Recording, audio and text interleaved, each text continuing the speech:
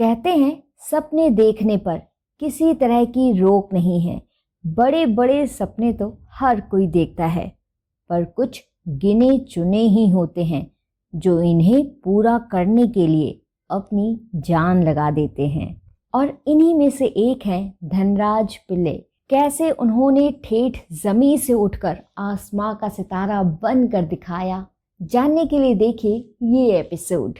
खिड़की पुणे की तंग गलियों से लेकर मुंबई के हीरानंदानी पवई कॉम्प्लेक्स तक इनका सफर बहुत लंबा और मुश्किल भरा रहा। इन्होंने बचपन में कई मुश्किलें देखी। ये बहुत गरीब परिवार से थे।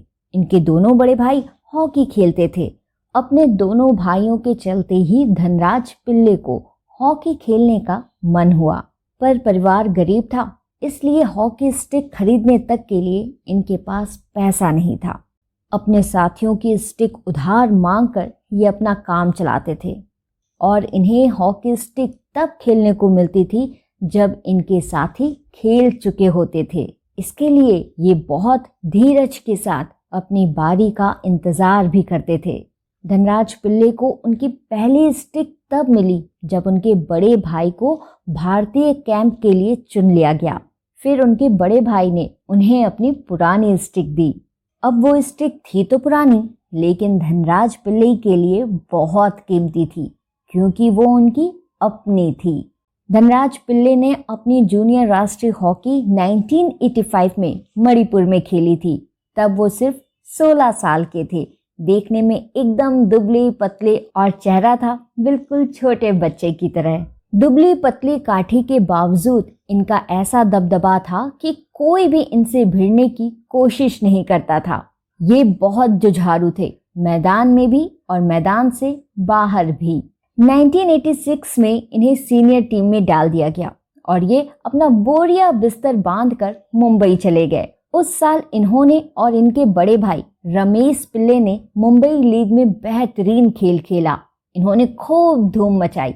इसी के चलते इनके अंदर एक उम्मीद जगी कि इन्हें ओलंपिक 1988 के लिए नेशनल कैंप से बुलावा जरूर आएगा। पर कहते हैं ना कि कभी कभी आप जो चाहो वो वैसा होता नहीं है, तो ऐसे ही उस समय उनके साथ भी हुआ। इनके पास ओलंपिक 1988 के लिए बुलावा नहीं आया। यहाँ तक कि इनका नाम 57 खिलाड़ियों की लिस्ट में भी नहीं था। लेकिन एक साल बाद ही ऑलविन एशिया कप के कैंप के लिए इन्हें चुन लिया गया और फिर यहीं से इन्होंने कभी भी पीछे मुड़कर नहीं देखा। धनराज पिल्ले का मन पढ़ाई में बिल्कुल भी नहीं लगता था। बस ये किसी तरह से 10वीं तक पहुंच पाए थे और 10वीं के बाद का मामला इनके लिए बहुत कठिन था। धनराज पिल्ले ये कहते भी हैं, अगर वो हॉकी खिलाड़ी ना होते तो शायद एक चपरासी की नौकरी भी उन्हें ना मिलती। लेकिन वो इस बात को भी बहुत गर्व से कहते हैं कि भले ही वो बैचलर ऑफ साइंस या आर्ट्स ना हो, लेकिन बैचलर ऑफ हॉकी जरूर हैं। इनकी पहली कार एक सेकेंड हैंड अरमाडा थी जो इन्हें इनके पहले एम्प्लॉयर ने दी थी। वैसे तो तब तक इनका नाम काफी हो चुका था, लेकिन कहते हैं ना कि शोहरत पैसा भी साथ लेकर आए, ये जरूरी नहीं। ये उस समय मुंबई की लोकल ट्रेनों और बसों में सफर किया करते थे, क्योंकि इन्हें लगता था कि टैक्सी में चढ़ने की इनकी हैसियत नहीं है। एक बार ऐसे ही किसी फोटोग्राफर ने एक भीड़ से भरे रेलवे स्टेशन पर इनकी तस्वीर खींचकर अगली सुबह अखबार में ये खबर छाप दी कि हॉकी का सितारा पिल्ले अभी भी मुंबई की लोकल ट्रेनों में सफर करता है। उस दिन इन्होंने महसूस किया कि वो एक मशहूर चेहरा बन चुके हैं और फिर उन्होंने तय भी किया कि उन्हें अब लोकल ट्रेनों में सफर करने से बचना चाहिए।